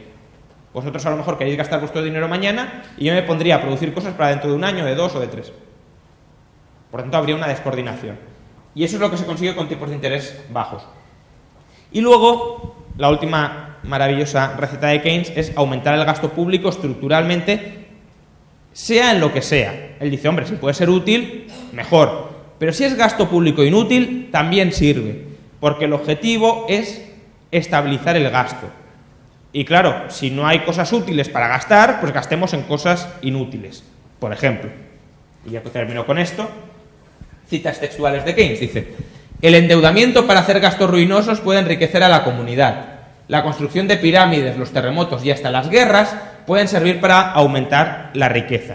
Todo lo que sirva como excusa para gastar, aunque sea destruir una ciudad para volverla a construir, es positivo. Dice, si el Tesoro, si Hacienda, si Montoro se pusiera a llenar botellas viejas con billetes de banco, las enterrara a una profundidad considerable en minas de carbón abandonadas que luego se cubrieran con los escombros de la ciudad y encomendáramos a la iniciativa privada, eso sí, de acuerdo con los principios del laissez-faire, la tarea de desenterrar los billetes, acabaríamos con el paro y a través de las repercusiones que esto tendría, probablemente la renta real y la riqueza de la comunidad llegarían a ser mucho más grandes de lo que actualmente son. Es decir, que si ponemos billetitos dentro de una botella de vidrio y los enterramos, como la gente invertiría para desenterrar las botellas, a través del efecto multiplicador, la renta se multiplicaría y todos seríamos mucho más ricos. Y por último, abrir hoyos en el suelo pagados con nuestros ahorros incrementarán no solo el empleo, sino la renta nacional que deriva de la producción de bienes y servicios útiles.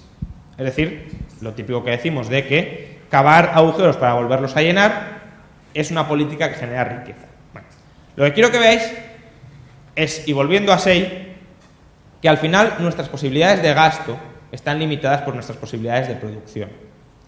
Si producimos cosas inútiles, solo podemos gastar en cosas inútiles. Si todo el mundo está cavando hoyos para volverlos a llenar, nos morimos de hambre, no tenemos casas, no tenemos vestimenta, no tenemos infraestructuras. Por tanto, Keynes lo que está diciendo es que el nivel de vida de la sociedad mejoraría produciendo cosas inútiles. Y eso es absurdo, eso es un disparate. El nivel de vida de la sociedad mejora produciendo cosas útiles. Y para eso necesitas una economía libre donde a través del proceso de competencia se descubra qué es lo que quieren los consumidores. Keynes deliberadamente dice, lo único que nos interesa es que la gente se ocupe en hacer algo. Es mantener a la gente ocupada en hacer algo, porque si no estará desempleada. Pero está desempleada no porque no haya oportunidades para producir bienes que sean útiles para los consumidores. ¿Vosotros creéis que ya tenéis todo lo que vais a necesitar y todo lo que vais a querer en la vida? ¿O querríais tener muchas más cosas? Querríamos todos tener muchas más cosas. Incluso en vivienda. ¿No queréis tener segundas y terceras viviendas, una en la playa y otra en la montaña, etcétera? Por supuesto que sí. ¿Qué pasa? Que hay otras prioridades antes de tener una segunda o una tercera casa antes de la vivienda. Tener una segunda o tercera vivienda. Si la economía produce terceras viviendas para la gente y no les está produciendo comida, hay un error de inversión clarísimo y tenemos que dejar de producir terceras viviendas para producir comida. Pues eso es lo que ha pasado en España. Y Keynes lo que propondría para España es que pase más de lo mismo para que no haya 6 millones de parados. Pero es que los 6 millones de parados se tienen que recolocar en producir cosas que son útiles. Y podemos producir cosas que son útiles, porque no las podríamos producir en el caso de que todos ya tuviésemos todas nuestras necesidades cubiertas. Y eso es obvio que no es así. Por tanto, si tenemos necesidades no cubiertas, significa que hay posibilidades y oportunidades para producir bienes que cubran esas necesidades. Y eso es la economía, al final. Y por eso, yo creo, y he dicho en alguna ocasión, que Keynes es, al final, el artífice de la antieconomía. La economía es cómo destino recursos que son escasos a fines que son múltiples. Keynes parte de la base de que los recursos son infinitos o muy grandes y los fines son muy escasos. Y por tanto hay que ver cómo destinamos a cualquier cosa esos recursos que son muy grandes. Y no se da cuenta de que destinarlos de una manera es no destinarlos de otra y que despilfarrarlos de una manera es no tener bienes útiles de otra. Por tanto, al final el camino a la prosperidad es el que ya venía de la economía clásica y es el que Keynes trató de refutar con éxito propagandístico, pero no con éxito teórico profundo, que es simplemente acumular capital para volvernos más productivos y a través de ser más productivos disfrutar de mayores bienes y servicios y tener un mayor nivel de renta. Y eso es lo que permite ocupar a todos los factores productivos en tareas que son útiles para todos los factores productivos. Muchas gracias.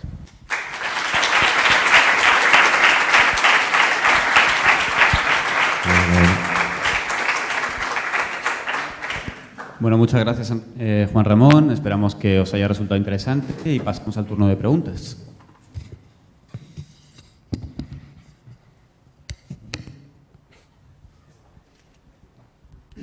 Bueno, mi pregunta es un poco clásica sobre este tema y es, ¿qué responderíais a todo esto? O sea, ¿realmente cuál fue la causa de salir de la Gran Depresión en los años 30 frente a todos aquellos que dicen que fue la Segunda Guerra Mundial o el New Deal?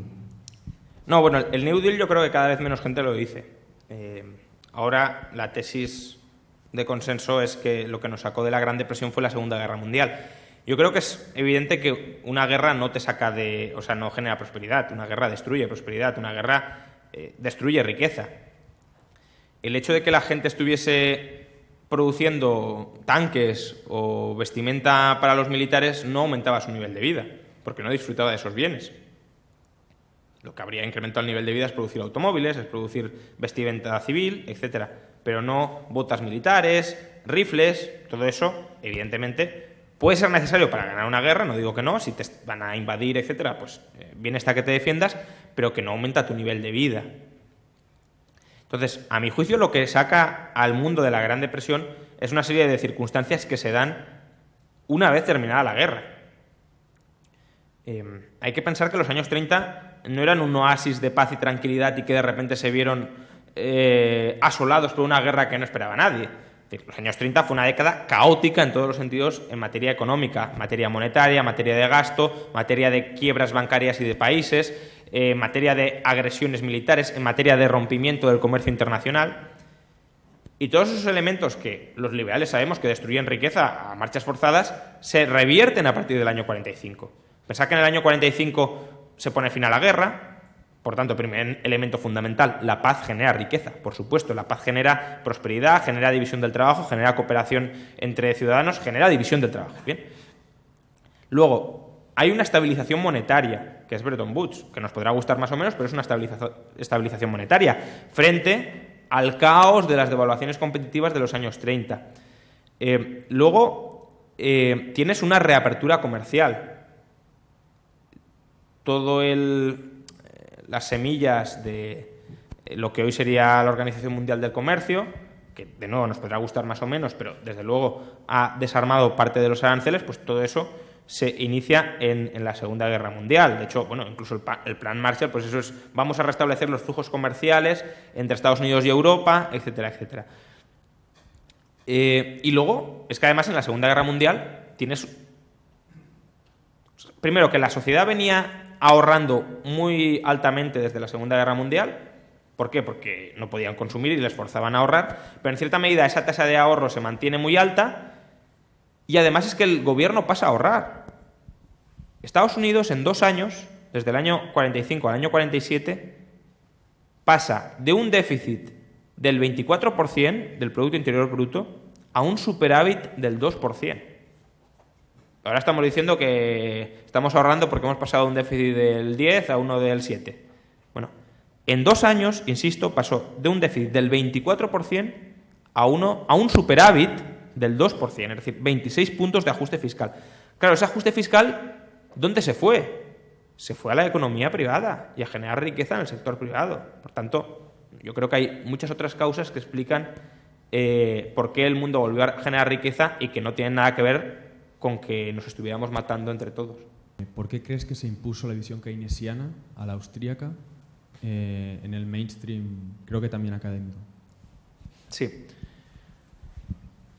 Bueno, yo creo que es un conjunto de... una confluencia, primero, intereses políticos. Claramente les interesa más la teoría keynesiana que la austríaca. La austríaca, o en general, una visión más liberal de la economía, lo que pone es barreras al político y al economista.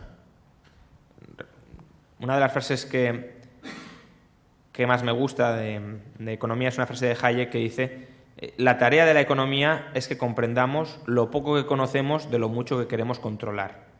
Es decir, es una llamada a la humildad de los economistas. Miren, esto es algo tremendamente complejo que no se puede planificar a través de modelos como a nosotros nos gustaría.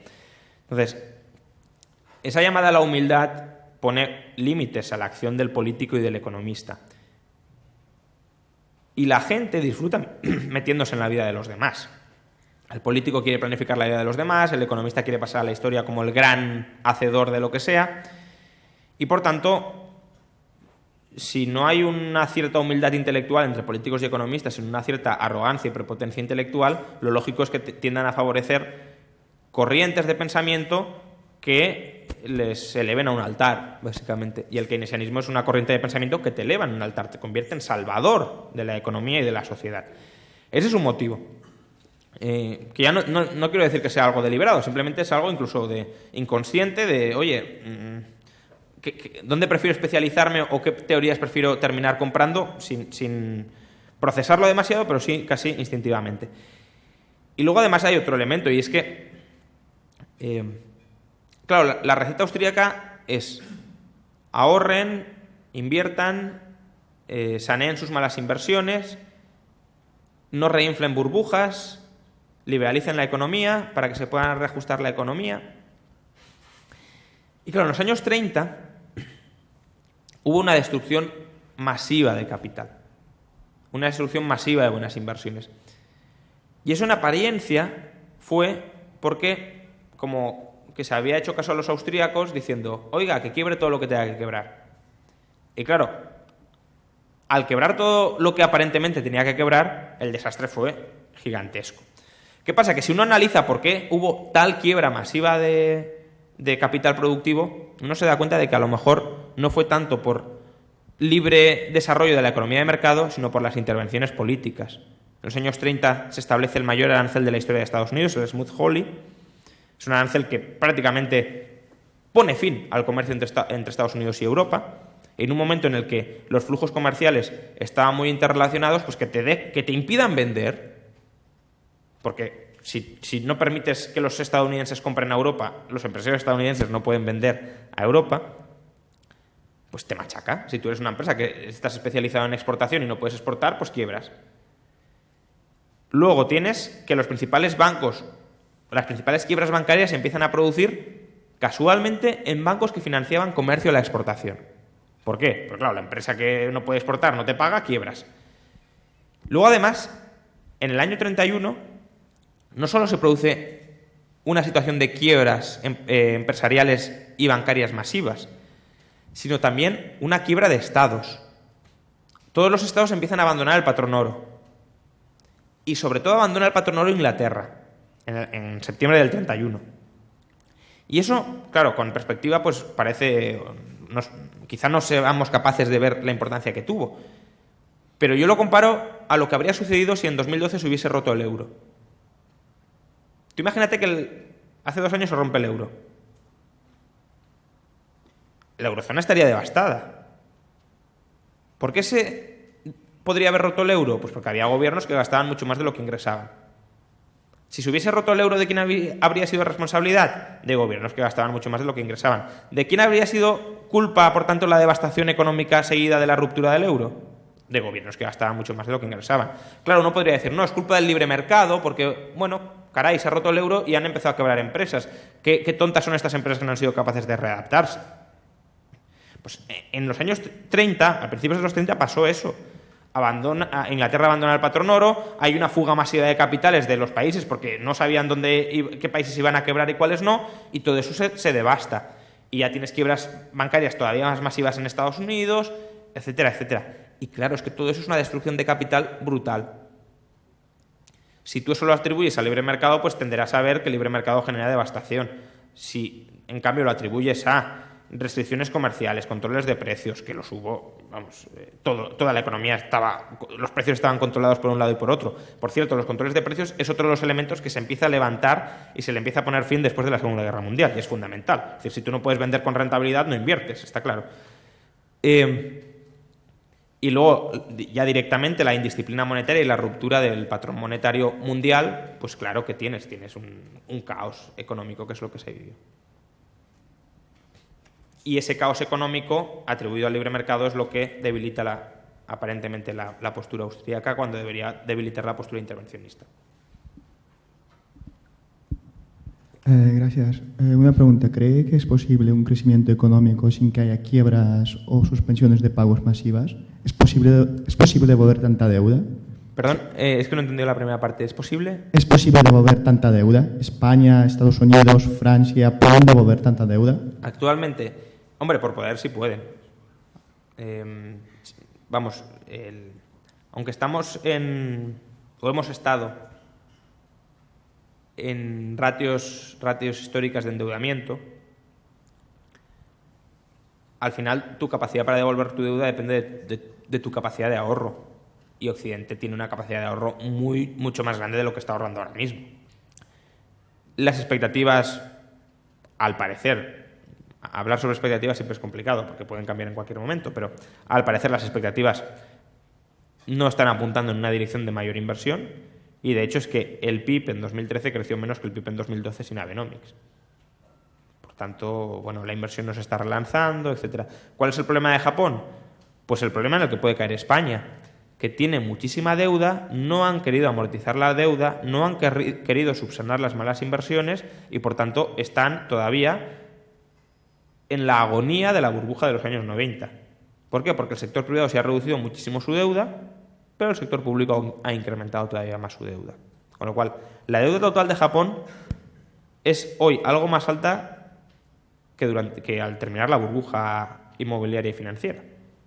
Si eso lo combinas con que no se ha permitido una quiebra adecuada de empresas para que... Es decir, hay que tener en cuenta que el capitalismo sin quiebras no funciona. ¿Por qué? Porque tienes que poder eliminar las malas empresas para que esos factores se pongan a producir otras cosas. Y aquí hay un miedo obsesivo a que una empresa quiebre o incluso a que un banco quiebre. Y sin quiebra no hay posibilidad de reinventar o reajustar el sistema productivo. En Japón se ha intentado impedir por toda vía la quiebra de empresas y claro, lo que tiene son empresas zombies. Y con empresas zombies no sales adelante. Y luego además Japón tiene un problema demográfico añadido todo eso, es decir, que todavía lo complica más, pero es que ni siquiera se han saneado con respecto a la burbuja. Bien, el otro día escuché a un economista hablar sobre demanda agregada y en el tema del gasto público, él dividió el gasto público en empresas públicas o servicios públicos y también en inversión en infraestructuras públicas.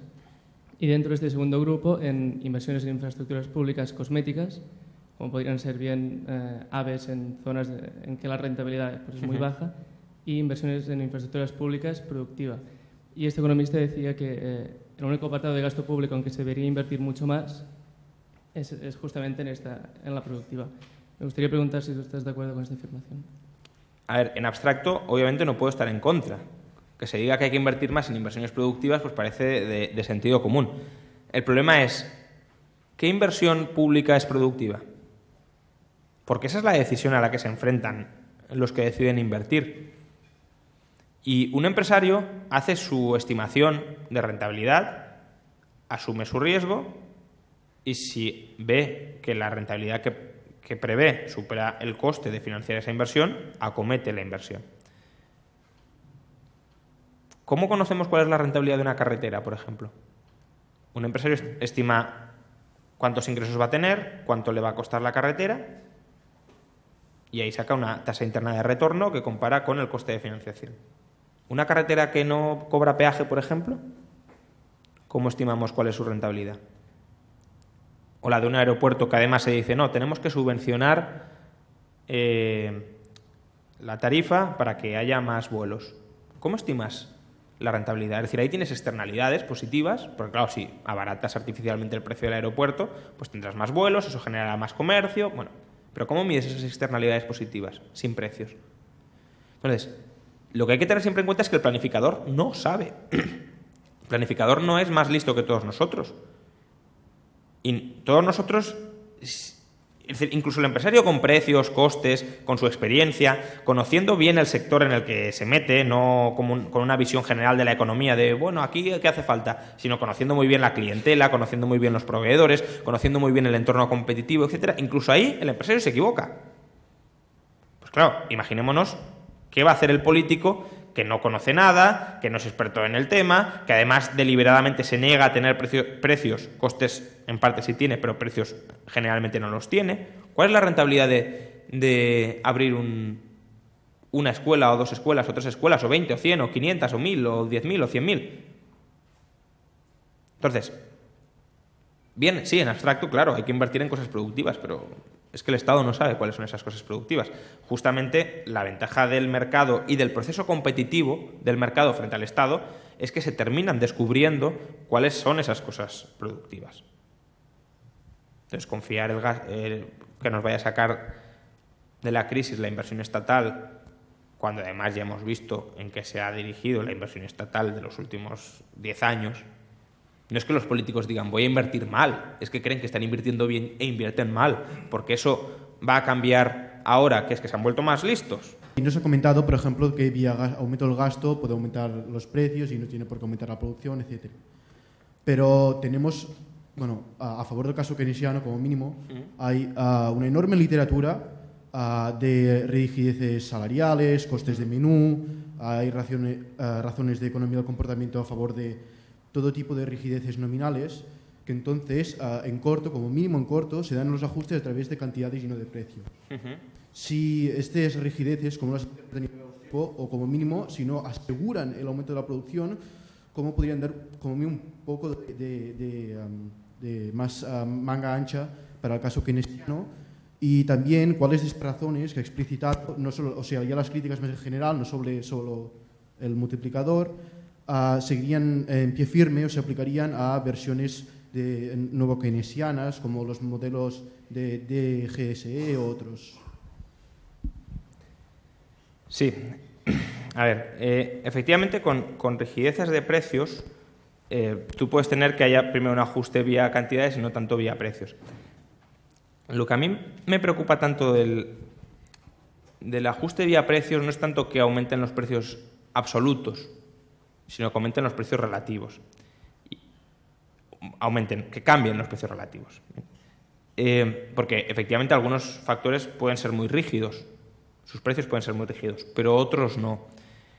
De hecho, a lo mejor los factores productivos donde tú inyectas directamente el gasto tienen todos ellos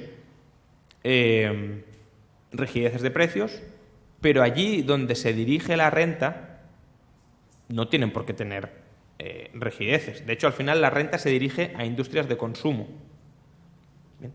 Entonces, si tú estás elevando sobremanera la rentabilidad de las industrias de consumo, lo que tienes es una competencia entre industrias de consumo e industrias de no consumo. Y eso hace que los factores que has trasladado inicialmente a industrias no de consumo como que estén pujándose por ellos y estén compitiendo inconsistentemente con ellos con las industrias de consumo. Eso es lo que Hayek llamó el efecto Ricardo. Entonces, el efecto Ricardo al final opera siempre, tengas rigideces de precios o no.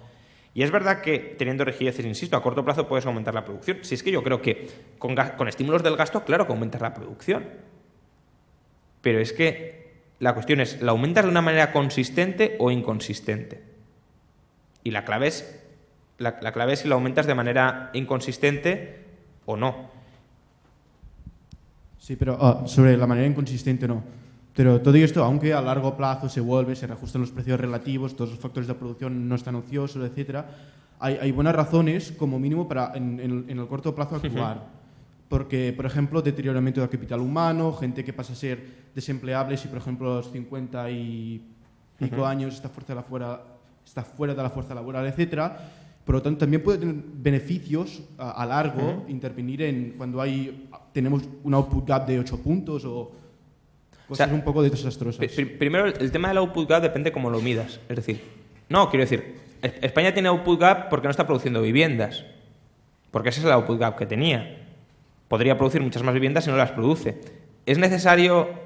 Es decir, ¿realmente nuestra producción potencial se ha visto mermada? De cosas útiles no, porque es que no teníamos esa especialidad productiva. Es decir, de entrada, creo que no hay que ver la economía como una caja negra que puede producir cualquier cosa.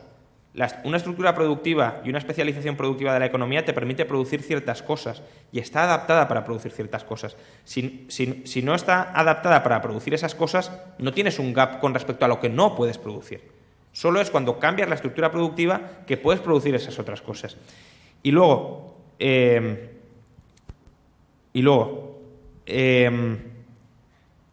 verdad que la inversión puede de alguna manera, por ejemplo, evitarte el deterioro del capital humano. Pero tú fíjate que esto está ligado con lo que hemos comentado antes. Si a lo que diriges a los trabajadores es a líneas de inversión que no son rentables, que no son sostenibles, que no son adecuadas, estás especializándoles humanamente en tareas que no son útiles. Solo si existe una posibilidad de reconversión posterior de ese capital humano adquirido en tareas que no son útiles a tareas que lo son, valdrá. Pero es que entonces no despilfarres el capital humano en producir inicialmente cosas que no son útiles. Empieza a formar ya ese capital humano para lo que será útil. Y eso es justamente lo que decimos los austríacos cuando decimos la salida de la crisis pasa por ahorrar y por invertir. ¿Ahorrar e invertir en qué? Pues también en capital humano y en formar a esos trabajadores en líneas útiles, no en líneas que sean algo para ver si luego podemos sacar algo de ese algo después de haber dilapidado el capital. Vale, y sobre los rendimientos decrecientes del capital, como mínimo las funciones de crecimiento Cobb-Douglas, que tienen rendimientos decrecientes para todos los factores de producción, como mínimo, no queda muy bien, pero encajan todos los puntos de muchas variaciones de acumulación de capital y otras. Y si esto probaría que tienen rendimientos decrecientes y dependería también después de shocks tecnológicos y otros y cómo poder ligar esto con la perspectiva austríaca, por ejemplo, de Schumpeter y otros del cambio tecnológico. Sí. Y también sobre la cuestión que he planteado ahora es sobre qué críticas quedan en pie contra versiones más refinadas del keynesianismo, que directamente la base está viciada, etcétera. Sí. Empiezo por el final porque antes se me ha olvidado y así no se me olvida ahora. A ver, los nuevos modelos, sobre todo los de GSE, son modelos que pueden tener base keynesiana o pueden tener base no keynesiana.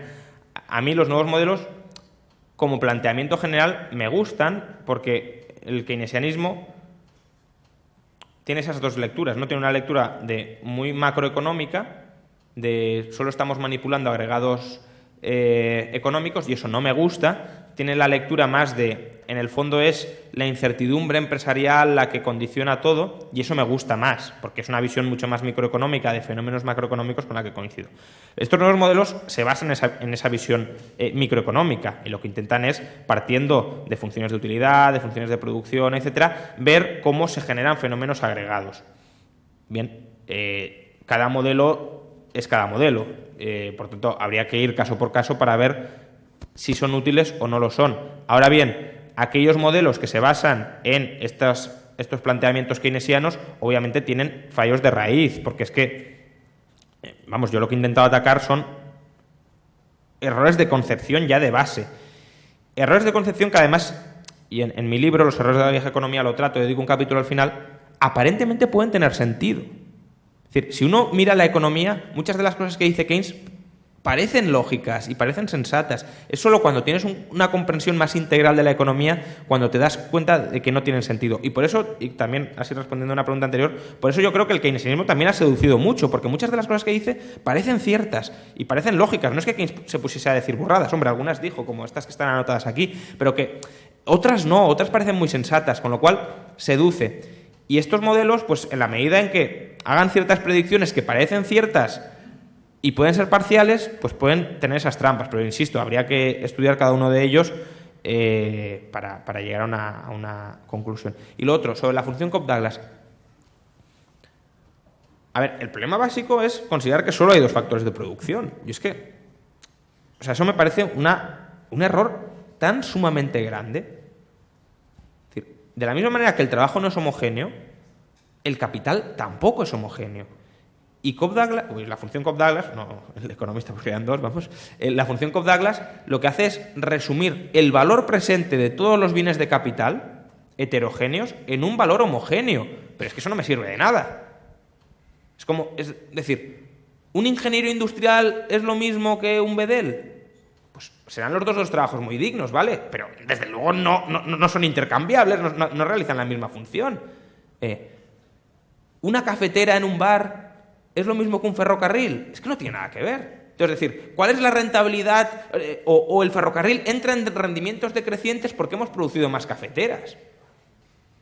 Es que no tiene ningún sentido en absoluto. Y de hecho, mira, si tiene poco sentido que todas esas funciones luego se tienen que corregir por progreso tecnológico, que es una caja negra de nuevo, un cajón desastre donde lo metemos todo. Claro, metemos todo lo que no podemos recoger en ese modelo sumamente estrecho. Bueno, lo que yo quería preguntar es decir, en términos de política monetaria, ¿cuál es la solución que ofrecería, digamos, un mercado libre? Sí, a ver. La política monetaria yo creo que es un tema que daría para hablar muchísimo. Pero, a ver, yo en principio no soy opuesto a que haya bancos centrales siempre que sean privados y estén en competencia. Es decir, a lo que me opongo es al monopolio estatal de la banca central y además un monopolio estatal con privilegios dirigido a su vez, privilegiar a la banca. Entonces, la política tradicional de un banco central es un banco. Es un banco con una característica especial, que es un banco de bancos. Entonces, de la misma manera que les pedimos a los bancos que sean prudentes a la hora de descontar, a la hora de prestar, a la hora de dar financiación, al Banco Central se le ha de pedir también que sea prudente a la hora de prestar, financiar, redescontar activos bancarios. ¿Qué es prudente? Bueno, aquí ya entraríamos en un debate mucho más largo que no tenemos tiempo, me temo, pero básicamente, por si se quiere investigar, para mí la prudencia es lo que Adam Smith, o lo que a raíz de Adam Smith se llamó la doctrina de las letras reales en un contexto de convertibilidad monetaria. Es decir, básicamente limitar el descuento de activos financieros a créditos comerciales que financian el movimiento de mercancías en alta demanda y que ya existen. Insisto, es un tema mucho más complejo que habría que desarrollar mucho más, pero eso, sí hay un espacio para la política monetaria, pero entendiendo como política monetaria gestión bancaria, y gestión bancaria de un banco que está sometido a la competencia de otros bancos. Todo lo demás, lo de prestamista de última instancia, sea cual sea la calidad del colateral, con privilegios de emisión, en régimen de monopolio, etcétera, todo eso sobra. Y desde luego ya la política de vamos a ver cómo reinflamos el crédito y cómo inducimos a la gente a que se endeude por encima de sus posibilidades para así fomentar el gasto y para así estimular la economía, eso es un disparate. ¿Cómo cree que, para que haya una revolución liberal en España, cómo cree que en el tiempo la sociedad debería cambiar? Porque está claro que esto debería ser un proceso. ¿Cómo lo expresa usted? Pues viniendo hoy a la presentación de mi libro, no era una pregunta que estuviese preparada, aunque lo parece, porque aprovecho para hacer publicidad. Hoy a las 7 en FNAC Lilla presento mi nuevo libro, que acaba de salir hace 10 días, Una revolución liberal para España, que tiene una temática radicalmente distinta a esta, o bastante distinta. Es básicamente cómo podría funcionar un Estado que solo pese el 5% del PIB en la economía y, por tanto, donde la sociedad pueda gestionar todos los sectores. Pueda gestionar infraestructuras, medio ambiente, educación, sanidad, pensiones, asistencia social, mercado laboral, I+D, es decir, todas las actividades que hoy hace o regula el Estado, o prácticamente todas, que pasen a ser privadas, voluntarias y sociales. Hecha la cuña publicitaria, ¿cómo se podría dar una revolución liberal? Bueno, pues en parte es lo que intento conseguir marginalmente, claro, porque sería absurdo pretender que un libro vaya a cambiar mucho, pero bueno, siempre puede desplazar 1 milímetro la frontera del liberalismo, cambiando la mentalidad de la gente. Yo en el libro lo que digo es que los estados modernos sobreviven rapiñándonos el 50% de nuestra riqueza por dos emociones que son muy humanas. Una es la esperanza y la otra el miedo. ¿El miedo a qué? Pues el miedo a las alternativas. Ninguno de nosotros ha vivido en una sociedad donde el Estado sea sustancialmente más pequeño al actual. Por tanto, es lógico que tengamos miedo y dudas sobre cómo funcionaría una sanidad privada, cómo funcionaría un sistema educativo privado y desregulado, qué pasaría con las infraestructuras, qué pasaría con los pobres. Todo esto son objeciones y miedos razonables, pero que se puede estudiar tanto teórica como históricamente qué ha sucedido, cómo se ha organizado la sociedad, qué respuestas ha dado y qué respuestas funcionales ha dado. Entonces, el miedo en parte se puede corregir. ¿Y la esperanza a qué? Hombre, en general, la gente yo creo que no está contenta con el estado que tiene. Cree que la educación se puede mejorar mucho, cree que la sanidad se puede mejorar mucho, sobre todo si además aplican recortes porque es infinanciable en sus niveles actuales, cree que las pensiones deberían ser más altas. Es decir, en general la gente yo creo que no está muy conforme con el estado que tiene, pero tiene la esperanza de que otro estado mejor es posible. Y aunque, por supuesto, hay margen para mejorar, porque es decir, desde la catástrofe gestora y administrativa a algo un poco más racional, pues hay un margen muy grande, mejor Suecia que España, por ejemplo. Aún así, el margen de mejora, siendo grande, no es tan grande como a la gente le gustaría pensar. Y en el libro lo que intento mostrar es que, en todo caso, la alternativa que existe a ese margen de mejora es muy superior. Y, por tanto, que la esperanza no deberíamos tenerla en un Estado que, manteniendo los niveles de coacción o incluso ampliándolos, nos dé algo más de migajas, es decir, que seamos unos esclavos algo mejor alimentados, sino sobre todo a poder romper ese monopolio de la violencia y poder ampliar nuestros espacios de libertad y de autonomía personal y social. Bueno, nos gustaría continuar. Gracias a todos por venir, no nos da más tiempo. Y bueno, nos volveremos a ver aquí el día 9 de mayo con otra vez Juan Ramón Rayo y Julio Pómez, director de Civismo, para hablar sobre la liberación fiscal. Gracias a todos.